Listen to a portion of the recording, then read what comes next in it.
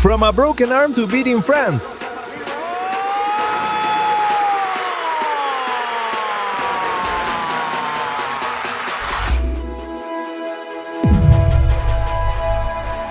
Ivory Coast's quest to break the curse. From the first goal that brought a divided nation together,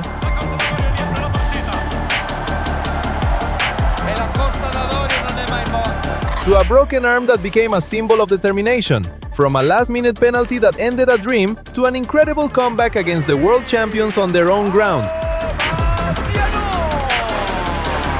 Ivory Coast's Elephants played in 3 World Cups and left heartbroken every time. Now, after 12 years away, a new generation has arrived. A generation that shocked France in Nantes. This is the story of a team trying to finally break a curse that has followed them for years. Germany 2006. Ivory Coast stepped onto the biggest stage in football for the first time ever. They were drawn into a group of death with Argentina, the Netherlands, and Serbia and Montenegro. They narrowly lost to a star-filled Argentina side, but that night, Didier Drogba scored Ivory Coast's first ever World Cup goal.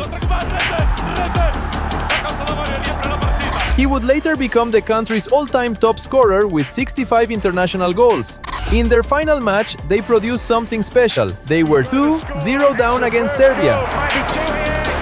But Aruna Dindane scored twice before Bonaventure Kalou completed an amazing 3-2 comeback.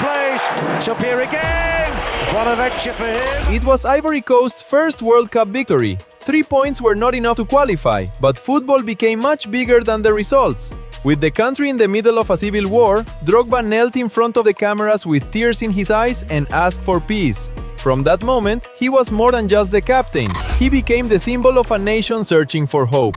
South Africa 2010. Another group of death. Brazil, Portugal, and North Korea. Just days before the tournament, Didier Drogba broke his arm during a friendly match. Many thought his World Cup was over, but he returned with a specially approved cast, his arm wrapped in the Ivory Coast flag. It became one of the most unforgettable images in World Cup history. They held Cristiano Ronaldo's Portugal to a 0-0 draw. They then lost 3-1 to Brazil in a match remembered for Luis Fabiano's controversial handball goal and Kaká's harsh red card.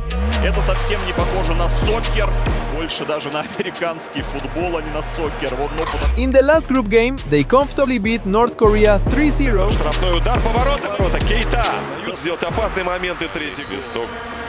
They finished with 4 points, but the draw between Brazil and Portugal in the other game ended their hopes. Once again, the Elephants were out. Brazil 2014. This was their closest chance. The golden generation of Drogba, Yaya and Kolo Touré, Gervinho and Wilfried Bony started with a 2-1 win over Japan. They then lost to an exciting Colombia side. Everything came down to the final group match against Greece. One draw would send Ivory Coast into the round of 16 for the first time ever. 93 minutes. They defended, they fought, and they believed. Then came the whistle. Greece were awarded a penalty. It was controversial and heartbreaking.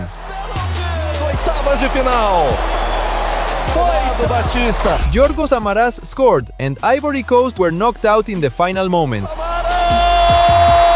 Across 3 straight World Cups, that golden generation played 9 matches, won 3, drew 1, lost 5, and never made it past the group stage.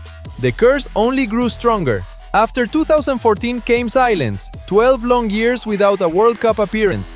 But the Elephants never disappeared. They rebuilt their team and won the Africa Cup of Nations twice, including the unforgettable 2024 title on home soil.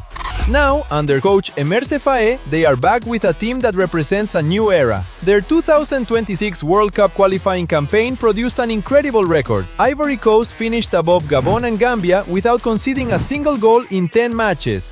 10 games, 0 goals allowed. Before the tournament, Faé made the team's mindset clear. We are not going to America for a holiday. Why shouldn't we dream about the final? The names on these shirts may not yet have the same legendary status as Drogba or Touré, but this team is full of talent. 19-year-old winger Yan Diomande, Amad Diallo, Franck Kessié, Ibrahim Sangaré, and the returning Nicolas Pepe bring both quality and experience. Then came their final warm-up game before the tournament. Nantes, France. Their opponent was the world's #1 team. Ryan Cherki gave France the lead, but Ivory Coast responded brilliantly. Gueladue equalized in the 53rd minute, and in the 84th, his cross found Amad Diallo, who scored the winner. A 2-1 comeback against the reigning world champions on French soil. After the match, Didier Deschamps admitted, "This was a wake-up call." Now Group E is waiting. Ecuador, one of South America's toughest teams, Germany, four-time world champions, and Curaçao, another debutant with nothing to lose. But this Ivory Coast side has not come just to take part. They have come to reach the knockout stage for the first time in their history. The curse that haunted 3 generations is now in the hands of this new one. This time, they believe they can finally break it.